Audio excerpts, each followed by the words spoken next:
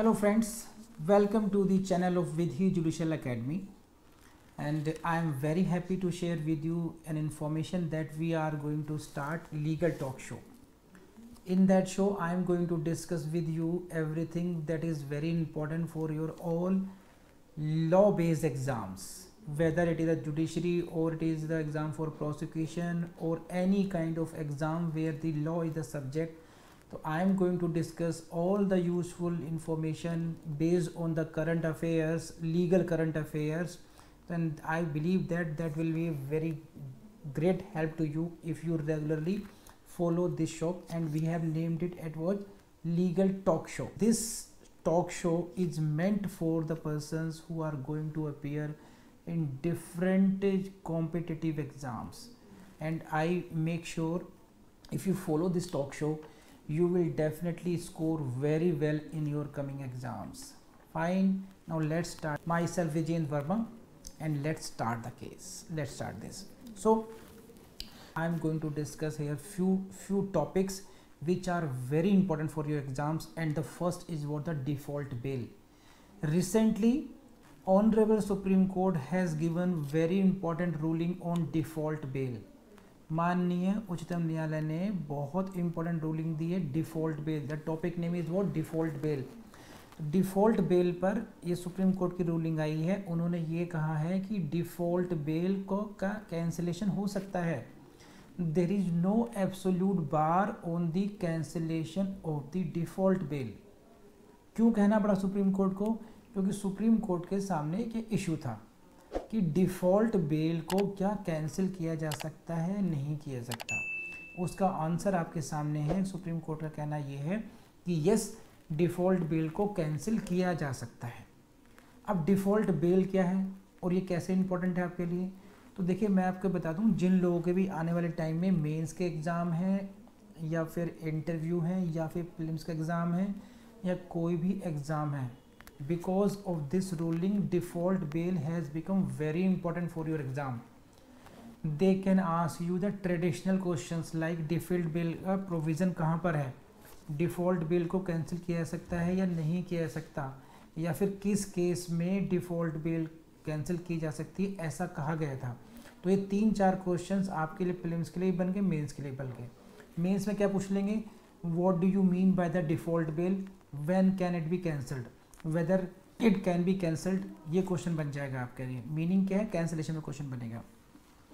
अब supreme court की इस रूलिंग का थोड़ा बैकग्राउंड बताता हूँ आप लोगों को. एक हुआ मर्डर, मैं बहुत शॉर्ट में बताऊँगा आपको. एक मर्डर हुआ, मर्डर की इन्वेस्टिगेशन स्टार्ट हुई और एक व्यक्ति को अरेस्ट कर लिया गया. अरेस्ट करने के बाद में इन्वेस्टिगेशन कंटिन्यू रही, लेकिन इन्वेस्टिगेशन 90 डेज में कंप्लीट नहीं हो पाई.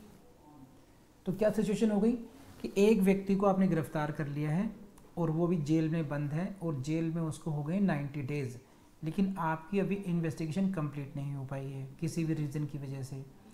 तो सेक्शन 167 क्लॉज 2 ऑफ CRPC, कौन सी धारा 167(2) CRPC की, समझ में आ गया आपको? तो 167 clause 2, this section provides for the provision of default bail. अभी डिफ़ॉल्ट बेल क्या होता है? डिफ़ॉल्ट बेल आप ऐसा समझ लीजिए, गलती किसने की? इन्वेस्टिगेटिंग एजेंसी ने की. किसका डिफ़ॉल्ट है? इन्वेस्टिगेटिंग एजेंसी का डिफ़ॉल्ट है. क्या डिफ़ॉल्ट है? डिफ़ॉल्ट ये है कि उन्होंने 90 डेज में इन्वेस्टिगेशन को कंप्लीट करके चार्जशीट फाइल नहीं की. तो गलती किसकी? इन्वेस्टिगेटिंग एजेंसी की. उसका फायदा मुझे मिल रहा है, मैं एक्यूज्ड हूं. क्या फायदा मिलेगा? As a matter of right I can claim bail, release on bail. मैं कोर्ट में जाऊंगा, एक बेल एप्लीकेशन लगाऊंगा और इन दिस सेक्शन 167 क्लॉज 2 में कि जनाब I should be release on bail. Why, क्यों रिलीज किया जाए? मुझे कुछ नहीं समझाना है उनको, 2 ही पॉइंट बताने हैं. I am behind the bar for 90 days and the investigation of this case is not complete yet. मैं पिछले 90 दिन से जेल में बंद हूँ और मेरी अभी तक इस केस की चार्जशीट फाइल नहीं हुई है. कोई आर्ग्यूमेंट नहीं करना. क्यों? क्योंकि as a matter of right मुझे बेल मिलेगी. अब तो अब ये बेल मिलेगी मुझे as a matter of right. Release हो जाऊंगा मैं ये। अब बेल पे रिलीज हो गया, बाद में आपने इन्वेस्टिगेशन कंप्लीट की, चार्जशीट फाइल कर दी, अब आप चाह रहे हैं कि मुझे मेरी जो बेल है जो मैं जमानत पे छोड़ दिया गया हूं उस बेल को कैंसिल कर दिया जाए। Got it? तो दिस इज द इशू कि when a person has been release on default bail under section 167 clause 2 CrPC, whether such bail can be cancelled or not. What happened in this case? This was a murder case of Andhra Pradesh.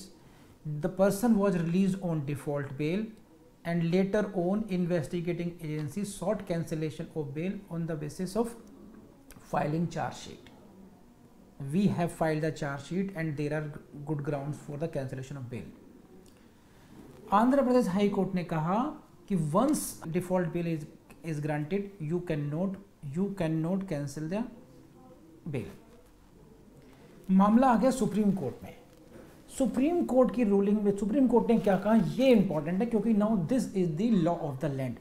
Supreme court ने कहा कि no, absolute बार नहीं है cancellation पर, default bell के cancellation पर absolute बार नहीं है, क्योंकि अगर ऐसा हुआ तो एक्यूज के लिए बहुत बढ़िया है, they can intermingle with the investigating agencies कि भाई कुछ मत कर, 90 डेज निकालते किसी तरीके से, एक बार मुझे बेल मिल गई, बात खत्म। तो इन्वेस्टिगेशन की एजेंसीज की मिली भगत से फिर ऐसे तो सभी लोग बाहर आ जाएंगे, इसलिए सुप्रीम कोर्ट ने कहा कि नहीं, एब्सोल्यूट बार नहीं है कैंसिलेशन पर, default bail can be cancelled. एक बात और ये भी ध्यान रखने वाली बात है कि केवल क्योंकि डिफॉल्ट बेल क्यों मिली आपको, क्योंकि चार्जशीट फाइल नहीं हुई थी। सुप्रीम कोर्ट ने कहा कि देखो, अगर आप केवल इसलिए चार्जशीट फाइल करवा रहे हो, अगर आप केवल इसलिए बेल कैंसिल चाहते हो कि साहब अब चार्जशीट फाइल हो गई है, वो डिफेक्ट क्योर कर दिया है, तो only on that ground bail cancellation नहीं होगा, केवल उस ग्राउंड पर बेल कैंसिल नहीं होगी, आपको स्पेशल रीजंस प्रूव करने पड़ेंगे। तो court should apply its mind, court should not be predetermined कि no this the case of default bill, it can never be cancelled, ऐसा नहीं है। Court will have to go into the merits of the case, whether this is the fit case for the cancellation of bill और not. Certainly mere filing of charge sheet is not the ground for that. Legal reasoning क्या है इसके पीछे, legal reasoning क्या है? तो देखिए 167 में ही कहा है कि अगर किसी व्यक्ति को डिफॉल्ट बेल पे छोड़ दिया गया है, if someone has been release on default bail, in that case his release should be deemed to be under the chapter related to the bail. मैं आपको लाइन पढ़ के सुनाता हूँ 167(2) की, देखिए, if every person released on bail under this subsection shall be deemed to be so released under the provisions of chapter 33 for the purpose of that chapter. तो अब ये मान लीजिए, अब इसका मतलब क्या, once you are released तो it doesn't matter whether you are released under section 167 clause 2 or under 437 or 439, इससे कोई फ़र्क नहीं पड़ता कि आपकी बेल अब 437 में हुई है नॉन बेलेबल में, या 439 में सुप्रीम हाई कोर्ट ने की है, या सेशन कोर्ट ने की है बेल, या फिर 167 क्लोज 2 पे लागू हुई है। आप पर वो सारे प्रोविजंस लागू हो जाएंगे जो कि चैप्टर 33 के हैं, जो कि बेल से रिलेटेड चैप्टर के हैं। You got it? And in that case जो कुछ प्रोविजंस जो हैं 437 क्लोज 5 भी तो है ना वहाँ पर कैंसिलेशन ऑफ बेल, और 439 क्लोज 2 भी है, तो वो प्रोविजंस भी लागू हो जाएंगे। तो अगर if you can prove your case, valid case for 437 clause 5, 437 clause 5 पढ़ता हूँ आपके लिए, देखिए देखिए, this is 437 clause 5, it relates to the cancellation of bail. Any court which has release a person on bail under subsection 1 और subsection 2 may, if it considers necessary so to do, direct that such person be arrested and commit him to custody. आप खुद ही पढ़ सकते हैं। it means what, कि अगर court को ऐसा लगता है कि ऐसा करना ज़रूरी है तो कोर्ट की, तो फिर उसकी बेल को कैंसिल करके उसको कमिट टू कस्टडी किया जा सकता है। उसी तरीके से वो ये तो था मजिस्ट्रेट कोर्ट के लिए नॉन बेलेबल ऑफेंस में।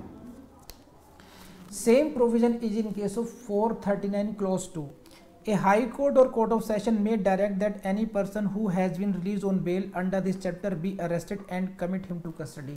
तो 439 क्लोज 2 भी कैंसिलेशन ऑफ बेल की बात करते हैं।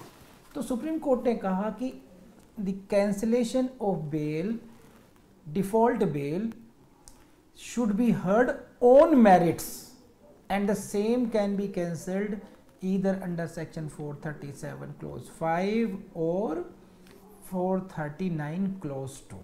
तो ये है आपका, अब आप लोग देख लीजिएगा, खुद भी पढ़ सकते हैं इसमें।